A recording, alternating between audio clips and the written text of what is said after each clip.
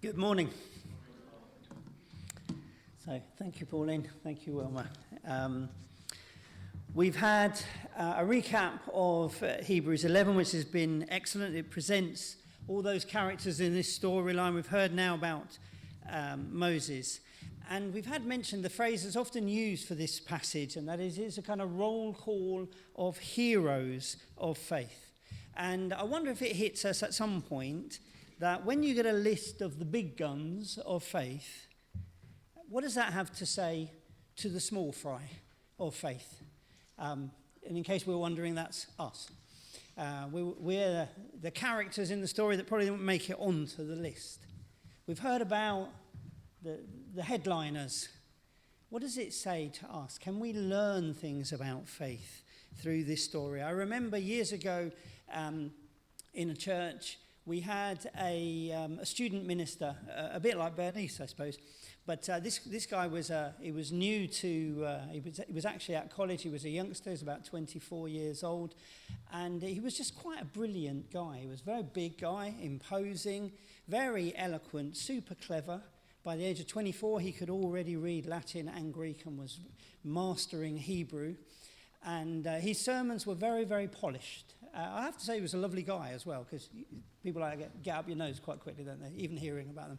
But he was a lovely guy, and he would come to preach, and he preached for the first time in our church, strolling up and down, booming voice, everyone here. I thought it was magnificent. Thinking, well, I was a little bit crushed because I knew I'd have to preach the following week and wheel out my usual mannerism, but I was standing at the door, as ministers did back then, shaking people's hands, and one lady came out, and I just said, "Oh, what did you enjoy hearing Dario today?"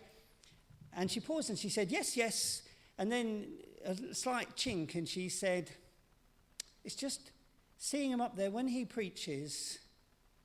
I love the message, but I just feel that small at the end of it."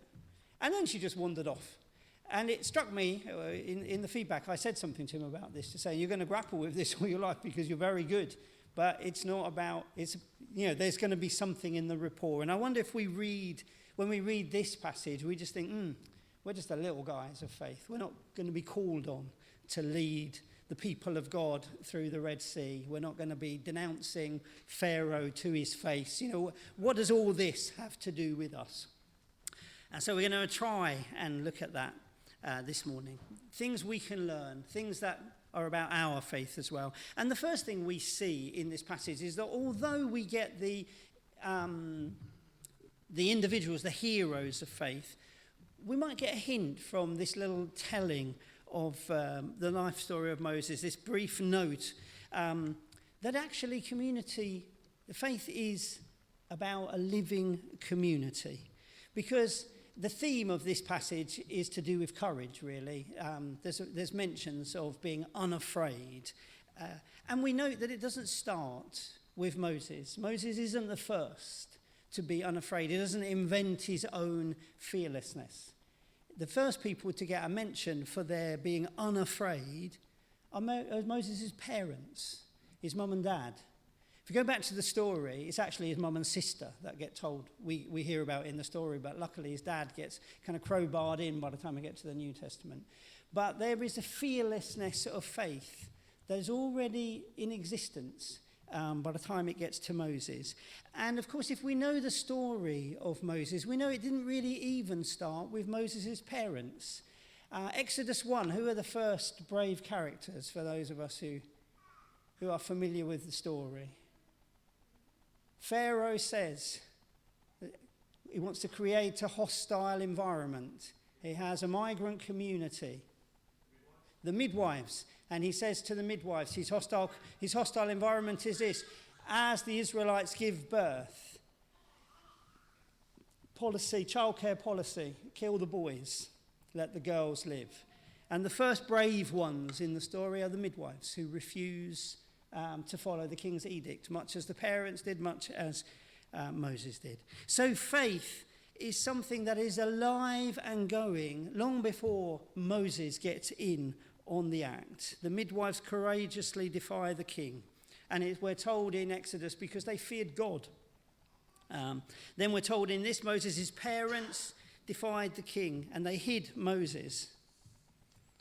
It means that there's a quality of faith, if you like, that is passed on in the community.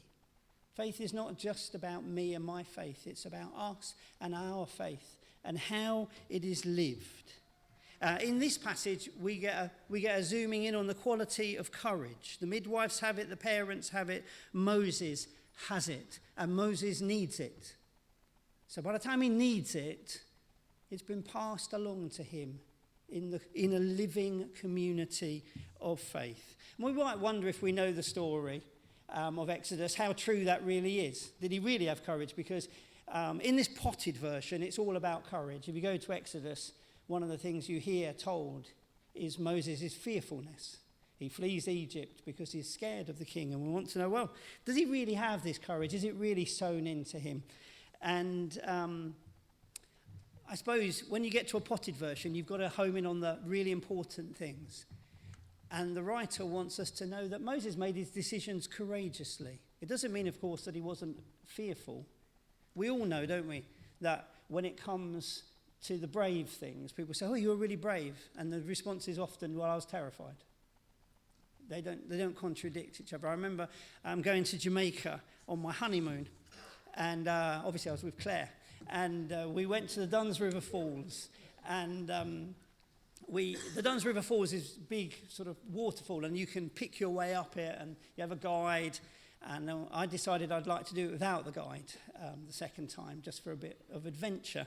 And we got to this certain bit where we didn't know where to go anymore, and it looked like the only way up was to edge your way across this little rocky edge with water gushing over it and a bit of a fall on the other side. I mean, it wasn't hundreds of meters, but it was definitely meters of fall. And anyone who knows, if you don't know this about Claire, it's true in any case, she's terrified of heights. And so I just said, well, if we just edge out there and go up. And I didn't know then she was terrified of heights until I edged a little bit along, turned around and saw her edging along, and it etched into her face was just this utter terror of doing it. But she did it. And knowing her over the last 35 years, I don't know how she did it, because she can't go upstairs without her knees quaking most of the time. But that look of fear didn't make me turn around and think, oh, you scaredy cat, you coward. You could see the sort of courage of a person thinking, this is hard, but I'm going to do it. And that's the kind of thing. This courage that is modeled in the community is an acting against fear. It's an acting of doing the brave thing when it's really brave to do it. That's what gets passed on in the community to Moses. And it's passed on not in sermons, unfortunately for people like me, it's passed on not in sermons, it's passed on in the example of the midwives and in the actions of the parents. And it tells us something about how we shape one another, how we get shaped by our faith, how the children growing up in this church will be shaped. Let's flatter the preachers and the people at the front and say some of that will come across. But the text says faith is a living thing in the community, and it is passed on really through the modelling, through the living of it. The midwives had courage. The parents had courage. Moses had courage when he needed it. When he saw someone being bullied, he stood up. He did the brave thing. When he was called eventually to face Pharaoh, he did it. And how he got to that was, it came to him, if you like, in his milk. It came to him in what was going on around him. Not just him, the people of Israel at that time had to be a courageous people, and it was passed on and modelled. The same is true for us. And so maybe we think, well, we want to pass on a courageous faith to our children, to one another. Well, we need to be modelling it, don't we? We need to live a courageous faith. It may be that courage isn't the number one thing needed at the present time. It could be something else. I was listening to John Sopel talking the other day, and someone said, what would be the quality you'd like to pass on to your children? And he said, in a divided world, I would really like to pass on kindness to my children. And I thought he just hit the nail on the head. I thought, what would we like to pass on to our children as part of their witness to Christ? A kindness out in the world. that communicates Christ. But if we're going to pass that kindness on, it's going to be because we're modeling it. That when we come across those people who don't necessarily immediately summon up a kindness in it, we still practice it.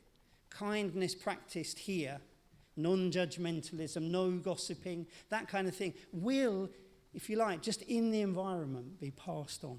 So first thing, we see that faith is a community thing. It's alive in the community.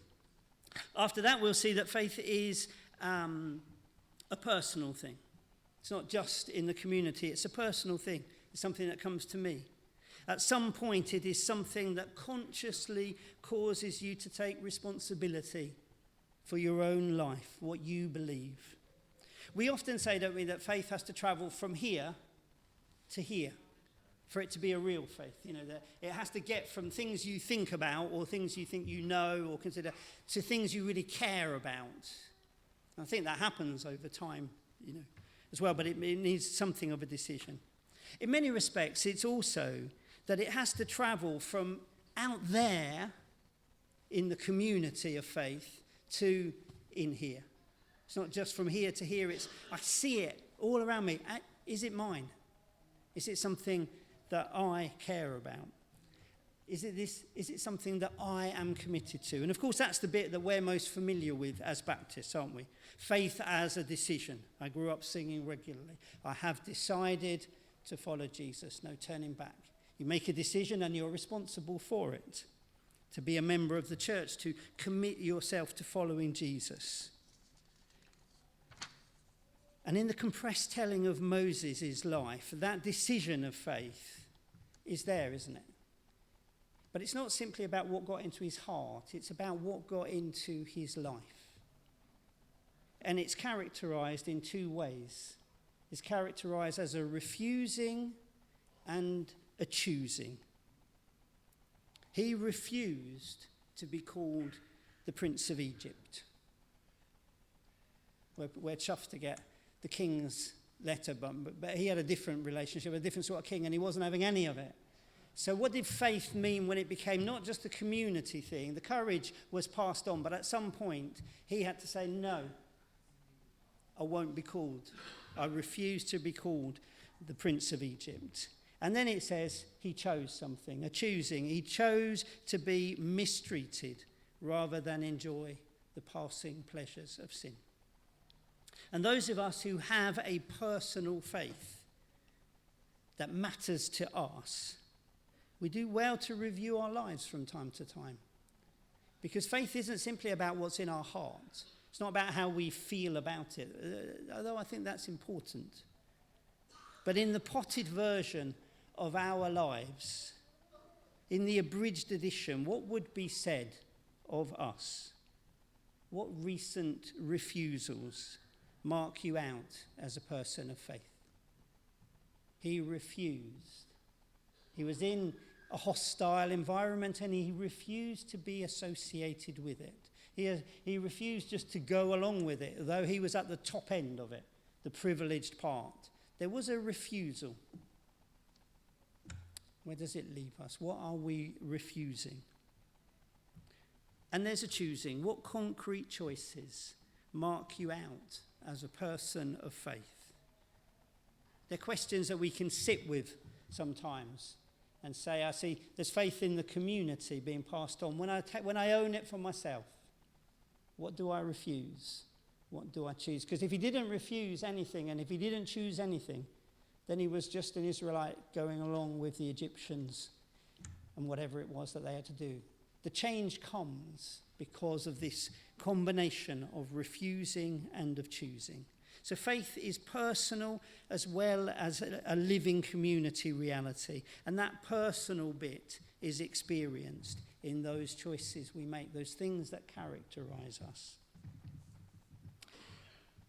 And then after that, the last thing that is said about faith here is that it's a bit more than the community, and it's a bit more than my choosing. And this bit is harder to describe, and also more important. And it could be summed up as something like in the passage, that faith is a sharing with Christ. And it's more than that. And as I was trying to figure out what to do, I was really hoping that Andy would be here today, and he is, because Andy's been struggling with a challenge of late as he knits an Aston Villa scarf. I've already seen Doug flinching at the word Aston Villa. But as Andy knits this scarf with its famous and glorious claret and blue, I don't support Aston Villa, I'm just winding you up, with its famous and glorious claret and blue, the scarf is appearing.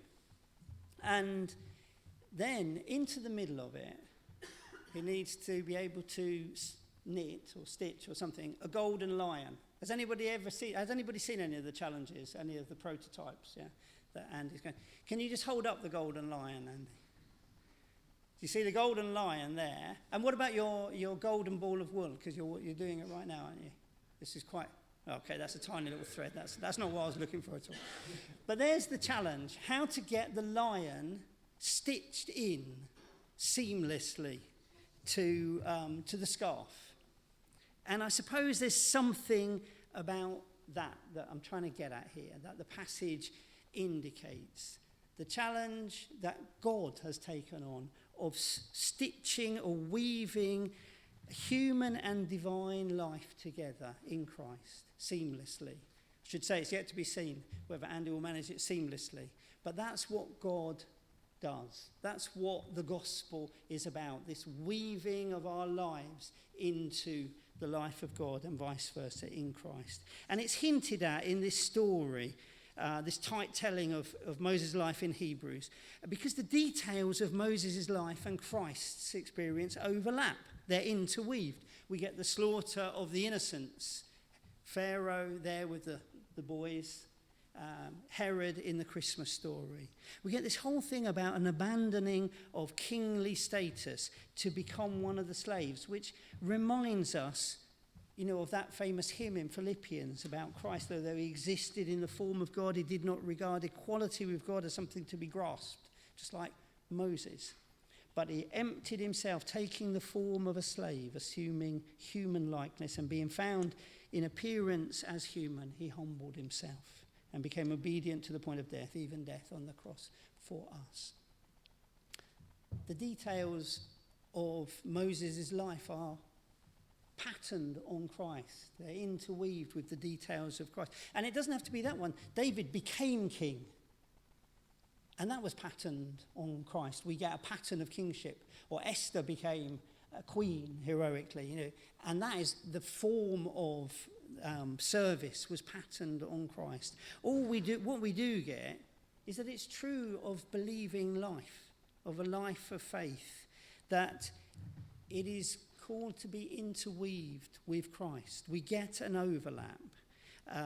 This is why John reminds us that at the graveside of Lazarus, Jesus wept, so that we can know that when we are crying and grieving, that we're sharing something with Christ, that Jesus has done it, he's been there in that. It is why Jesus tells us that when we are sat beside someone suffering, we are sat with him, so that we know that the details of life lived in a certain way with its weakness and its vulnerability and something of its glory is a sharing in divine life. There is a way of living that is modelled on Jesus, and Jesus' coming is meant to interweave the divine into all the experiences of our life.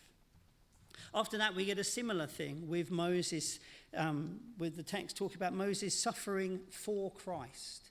And in actual fact, the text would be better translated, it's not particularly good, saying that Moses wanted to share in the sufferings of Christ. He didn't want to suffer for Christ.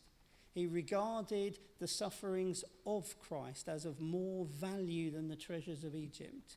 He wanted his life to be aligned with the sufferings of Christ. Now, I know there's an anachronism there, that he was before, but the writer's saying these things exist in a life of faith, of seeing that in the sufferings that God is aligned to, there is greater riches than in the deceptive triumphalism of the world around us. In getting to the nub of hardship with God and being there with those who are suffering, resisting it in our refusals, there is more wealth than in the treasures of the deceptive triumphalism of the world around us. And he said, that's what Moses got, and that's what we're all called to get. That there is more value in the sufferings of Christ in this world than in the treasures of Egypt. There's a patterning of our lives on Christ that faith picks up on. And of course, lastly, the passage says that Moses kept the Passover and the application of blood so that the destroyer would not touch the firstborn of Egypt. We could spend ages on this and we don't have time, but there's something in that. And if we had read the chapters coming up to it, we would have seen that this sprinkling of blood is a pattern of Christ on the cross. Moses knew that he needed to get to a place of safety, that there was a destructive presence. There was a struggle of God with humanity that finished in destruction, and there was a place of safety.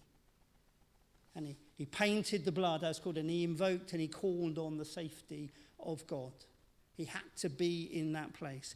And this is the heart of faith in the end. It's not about what we do as a community, and it's not about my refusing and my choosing. It's about believing that there is a place of safety, the sprinkling of the blood, the promise of protection. This is the heart of the gospel.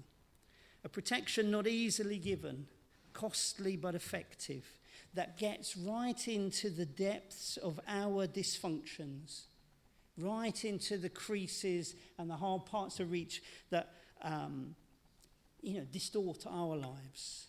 Moses entered the room with blood on the door, believing it was a place of safety. We come to Christ and we call on the name of the Lord, looking for safety, looking for a protection that we cannot muster, that must be given by God. And faith is a seeing, a perception, a discernment, a glimpse perhaps of that reality. It was for Moses and it is for us. Faith is the conviction of things not seen.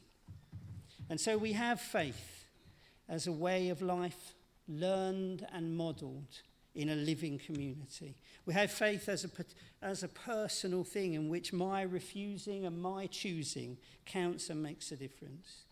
And we have faith as a clinging to God for safety that is given and offered, that only God can provide. Faith that in the end, the doing of the community, the doing and choosing and refusing of me is less important than the actions of God to save us in Christ. We're going to respond to this in our closing hymn, where we sing it as a prayer. It's a very old hymn, Be Thou My Vision.